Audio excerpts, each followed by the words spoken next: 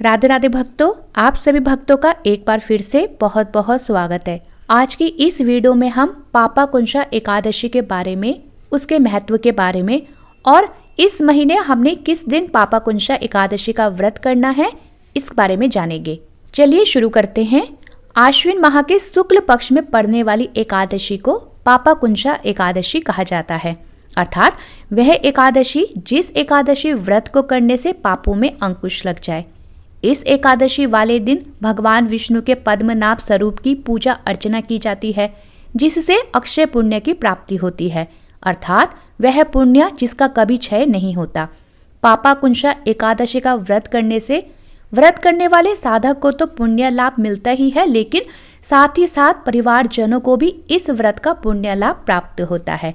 इस दिन व्रत रखने और सच्चे मन से पूजा करने से मन की शुद्धि होती है और साथ ही जाने अनजाने में हुए पापों से भी मुक्ति मिलती है। पद्म पुराण के अनुसार जो व्यक्ति स्वर्ण, तिल, भूमि, गौ, अन्न, जल, जूते और छाते का दान करता है उसे यमराज के दर्शन नहीं होते। लेकिन वहीं दूसरी तरफ शास्त्रों के अनुसार जो व्यक्ति केवल पापाकुंशा एकादशी का व्रत कर लेता है तो उसे ये सभी दान करने के समान फल प्राप्त हो जाता है और साथ ही व्यक्ति को यमलोक में भी किसी प्रकार की यातनाएं भी नहीं सहनी पड़ती है। स्वयं भगवान श्री कृष्ण ने युधिष्ठिर महाराज को इस एकादशी का महत्व बताते हुए कहा है कि ये एकादशी पापों का क्षय करने वाली है, अर्थात पापों का नाश करने वाली है।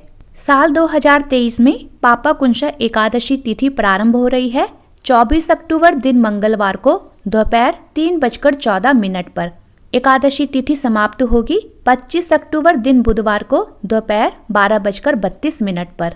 तो उदया तिथि के आधार पर हम 25 अक्टूबर दिन बुधवार को पापाकुंशा एकादशी का व्रत करेंगे। द्वादशी तिथि प्रारंभ होगी 25 अक्टूबर दिन बुधवार को दोपहर 12:33 पर और द्वादशी तिथि समाप्त होगी 26 अक्टूबर दिन बृहस्पतिवार को सुबह 9:44 पर। व्रत पारण करने का जो शुभ मुहूर्त रहेगा वो रहेगा 26 अक्टूबर दिन बृहस्पतिवार को प्रातः 6:28 से सुबह 8:43 तक। जैसा कि आप सभी जानते हैं कि एकादशी व्रत के नियम एक दिन पहले दशमी तिथि से ही प्रारंभ हो जाते हैं, अर्थात दशमी के दिन सूर्यास्त से पूर्व एक समय शुद्ध सात्विक भोजन किया जाता है। फिर अगले दिन एकादशी तिथि पर सुबह उठकर स्नान आदि करने के बाद अपने व्रत का संकल्प अपनी सामर्थ्य अनुसार लिया जाता है, अर्थात यदि आप में निराहार व्रत लेने की क्षमता है तो निराहार व्रत का संकल्प लेना चाहिए, और अगर आप फलाहार के साथ व्रत करने का संकल्प लेना चाहते हैं तो फिर फलाहार के साथ व्रत करने का संकल्प लेना चाहिए।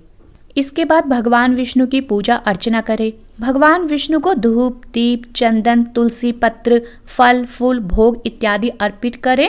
एकादशी व्रत की कथा पढ़े, भगवान की आरती उतारे और ज्यादा से ज्यादा इस दिन भगवान श्री हरि के नामों का जप करें। जितना हो सके इस दिन मौन रहने की कोशिश करें, किसी पर क्रोध ना करें और ना ही किसी के साथ किसी भी तरह की बहस करें। किसी के भी प्रति बुरे विचार अपने मन में ना लाएं।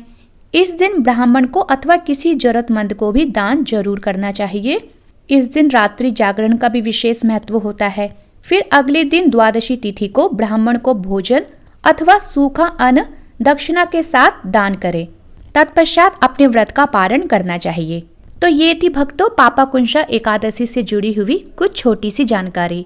उम्मीद करती हूँ वीडियो पसंद आई हो। वीडियो पसंद आई हो तो चैनल को लाइक, शेयर और सब्सक्राइब करना ना भूलें।